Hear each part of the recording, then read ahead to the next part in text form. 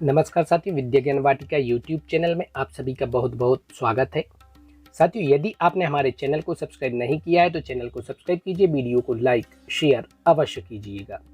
साथियों, इसके पहले हम कक्षा 10वीं के चौथे पाठ की सुभाषितानी का उच्चारण करने का अभ्यास वीडियो में कर चुके हैं, जो वीडियो शायद आप सभी ने देख लिया होगा।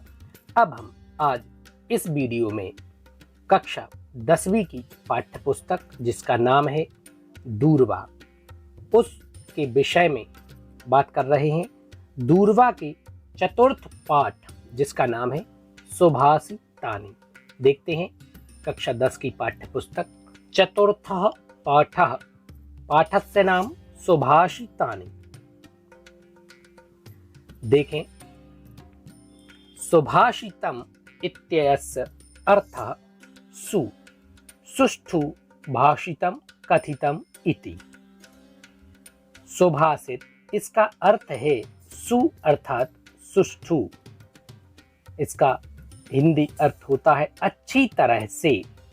भाषितम अर्थात कहा गया या बोला गया। तो सुभाषित इसका अर्थ है अच्छी तरह से बोला गया या कहा गया। सम्यक भाषितम सुभाषितम भवति, अच्छी तरह से कहे गए सुभाषित होते हैं या अच्छे वचन सुभाषित होते हैं। आगे भी यही बात कही है। शोभनम वचनम सुभाषितम इति कथ्यते, अर्थात शोभित वचन या सुंदर वचन सुभाषित कहलाते हैं। महापुरुषाणाम अनुभवः छंदोबद्धेन श्लोकेन प्रस्तूयते। महापुरुषाणाम अर्थात महापुरुषों के अनुभवों को छंदों में बांध करके या छंदबद्ध करके श्लोकों द्वारा प्रस्तुत करते हैं।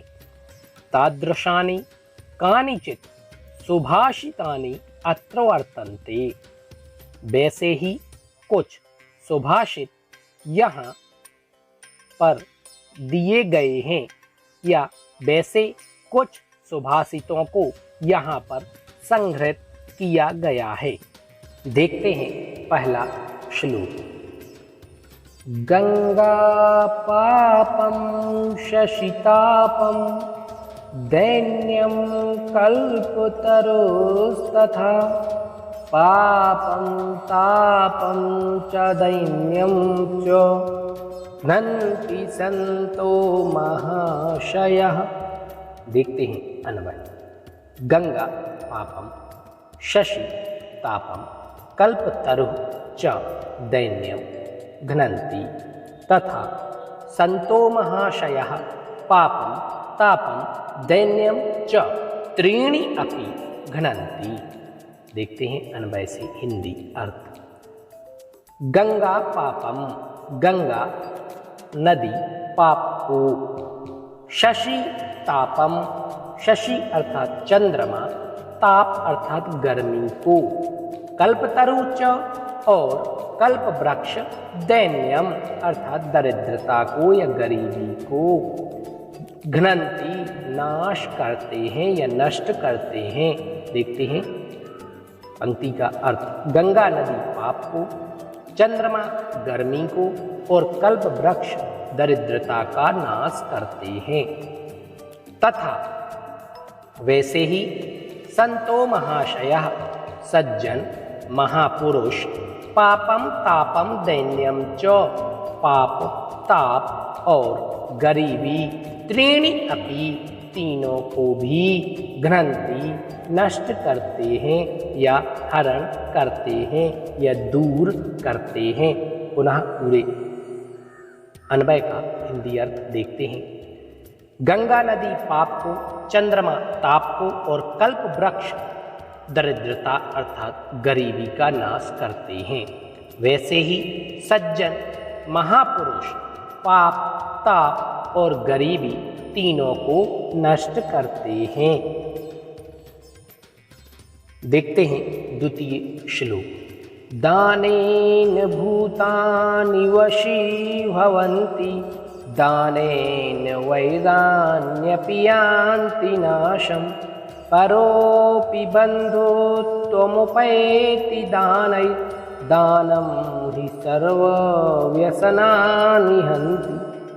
देखते हैं, दानेन भूतानि वशी भवन्ति, दानेन वैराणि अपि नाशं यान्ति, दानैः परः अपि बन्धुत्वम् उपैति हि दानं सर्वव्यसनानि हन्ति।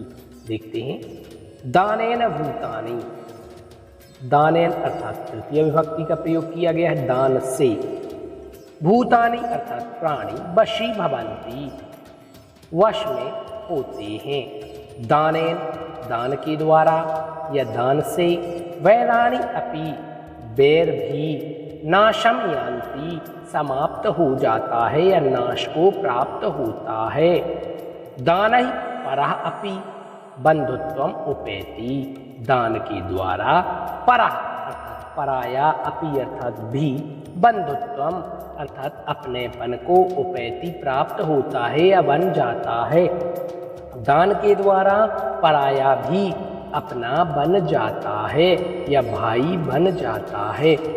दानम सर्वव्यसनानि हन्ति, दान सभी व्यसनानि अर्थात बुराइयों को, हन्ति अर्थात हरण करता है या नष्ट करता है। देखते हैं हिंदी से अर्थ।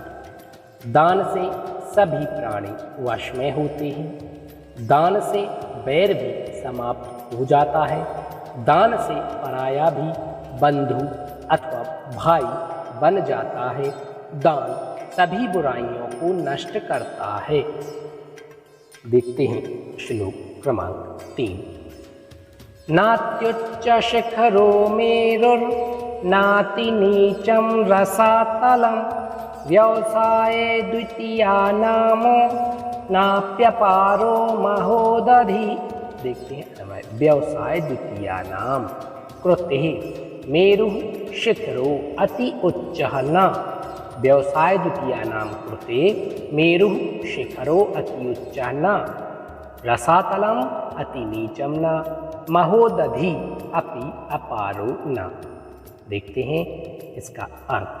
व्यवसाय द्वितीया नाम अर्थात परिश्रमी व्यक्ति के लिए, मेहनती व्यक्ति के लिए, कृते अर्थात के लिए, परिश्रमी अथवा मेहनती व्यक्ति के लिए, मेरु शिखरः मेरु नाम का जो शिखर अर्थात पर्वत है, अति उच्चः न, अति अर्थात अत्यंत, उच्चः अर्थात ऊंचा, न अर्थात नहीं है। मेहनत करने वाले पुरुषों के लिए मेरु नाम का सर्वोच्च पर्वत अत्यंत ऊंचा नहीं है। रसातलम, रसातल क्या है? रसातल नाम का छठा लोक है जिसका नाम रसातल है, जो कि पाताल लोक में है। तो देखते हैं रसातलम अर्थात पाताल, अति नीचमना अत्यंत नीचा नहीं है। महोदधि अपि अपारो न, महोदधि अर्थात समुद्र, अपि अर्थात भी, अपारो अर्थात अगम्य या अपार, न अर्थात नहीं है। देखते हैं हिंदी अर्थ। परिश्रमी व्यक्ति के लिए मेरु पर्वत अधिक ऊंचा नहीं है। रसातल नाम का छठा लोक अथवा पाताल बहुत ऊंचा नहीं है। और महासागर, महासागर बहुत विशाल नहीं है, अर्थात महासागर अपार नहीं है। जो मेहनती व्यक्ति होगा वह महासागर को भी पार करने का साहस रखता है और पार कर लेगा, इसलिए उसको महासागर भी अपार नहीं है। देखते हैं चतुर्थ श्लोक। विनाप्यर्थैर्वीरः स्पृशति बहुमानोन्नतिपदं, समायुक्तोऽप्यर्थैः परिभवपदं याति कृपणः। स्वभावादुद्भूता गुणसमुदयावाप्तिविषयां, द्युतिं संहिं स्वाकिं धृतकनकमालोऽपि लभते। देखते हैं चतुर्थ श्लोक का अन्वय। वीरः, वीरः अर्थै विना अपि बहुमानोन्नति पदम स्पृशति। कृपणः अर्थै समायुक्तः अपि परिभव पदम याति। गुण समुदयावाप्ति विषयां स्वभावात् उद्भूतां सैहीं द्युतिं धृत कनकमालो श्व अपि किम लभते। देखते हैं शब्दार्थ। वीरः अर्थै विना अपि बहुमानोन्नति पदम स्पृशति।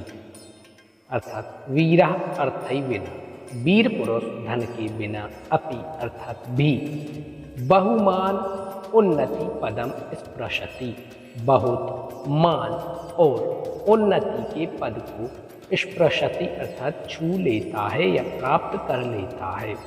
कृपणः अर्थात कंजूस व्यक्ति, अर्थ से अर्थात धन से, समायुक्तः अपि सहित होने पर भी, परिभव पदम याति, परिभव पदम अर्थात पराजयता को, याति अर्थात प्राप्त करता है।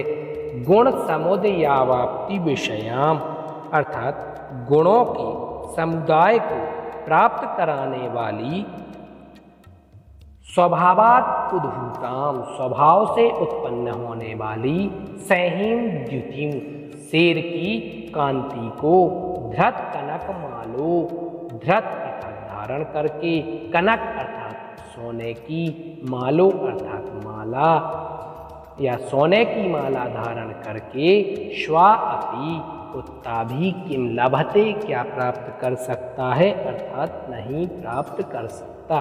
देखते हैं भावार्थ। वीर पुरुष धन के बिना भी बहुत सम्मान और उन्नति को छू लेता है अथवा प्राप्त कर लेता है, लेकिन कंजूस धन से सहित होने पर भी निंदा का पात्र होता है। गुणों के समुदाय को प्राप्त कराने वाली, स्वभाव से उत्पन्न शेर की कांति को सोने की माला धारण करने वाला कुत्ता भी क्या प्राप्त कर सकता है अर्थात नहीं कर सकता है। शेर की जो कांति और जो गुण होते हैं वह स्वभाव से उत्पन्न होने वाले होते हैं, उसको सोने की माला धारण करके कुत्ता प्राप्त नहीं कर सकता। देखते हैं 5वां श्लोक। गुण प्रशंसा। गुणाः कुर्वन्ति दूतत्वं दूरेऽपि वसतां सतां, केतकी गन्धमाघ्राय स्वयमायान्ति षट्पदः। अन्वय दूरे अपि वसतां सतां गुणाः दूतत्वं कुर्वन्ति, षट्पदाः केतकी गंधम आघ्राय स्वयं आयान्ति। देखते हैं दूरे अपि दूर भी, वसताम रहने पर या निवास करने पर, सताम गुणाः सताम अर्थात सज्जनों की, गुणाः गुण, दूतत्वं कुर्वन्ति दूत का कार्य करते हैं। जिस प्रकार दूत एक स्थान से दूसरे स्थान तक संदेश ले जाने का कार्य करता है, उसी प्रकार सज्जनों के दूर रहने पर भी उनके गुण दूत का कार्य करते हैं। जिस प्रकार षट्पदाः भौरे केतकी गंधम आघ्राय, केतकी पुष्प की गंध को आघ्राय अर्थात सूंघ कर या ग्रहण करके या करने के लिए, स्वयं आयान्ति स्वयं ही आते हैं। देखते हैं भावार्थ। दूर भी रहने पर सज्जन अर्थात गुणवान व्यक्ति के गुण ही दूत का कार्य करते हैं। जिस प्रकार भौरे अर्थात अथवा मधुमक्खियाँ केतकी के पुष्पों की सुगंध लेने के लिए स्वयं आते हैं। सज्जन कहीं पर भी रहें, उनके गुण उनके दूत का कार्य करते हैं, उन्हें स्वयं देखते हैं। यहाँ पर भाव को और स्पष्ट किया गया है। यद्यपि जन सामान्य से दूरी बनाए रहते हैं, लेकिन सज्जनों के गुण ही उनके दूत बन करके समाज में उनकी प्रसिद्धि कर देते हैं और लोग उनके पास उसी प्रकार खिंचकर चले आते हैं जैसे कि केतकी के पुष्पों की सुगंध से आकर्षित होकर भौरे अथवा मधुमक्खियाँ स्वयं ही वहाँ पर पहुँच जाती हैं। साथियों, षटपदा से आशय यहाँ पर भौरे से है, किंतु मधुमक्खियाँ आदि भी पुष्पों की सुगंध लेने के लिए स्वयं आ जाते हैं। इस प्रकार इस वीडियो में हमने 5 श्लोकों को देखा। शीघ्र ही हम आगामी वीडियो में शेष 5 श्लोकों के अध्ययन को करेंगे। आप घर पर रहिए, सुरक्षित रहिए और अपना अध्ययन यथावत जारी रखिए। पुनः शीघ्र ही मिलते हैं। विद्या ज्ञान वाटिका चैनल को सब्सक्राइब कीजिए, वीडियो को लाइक शेयर अवश्य कीजिए। धन्यवाद।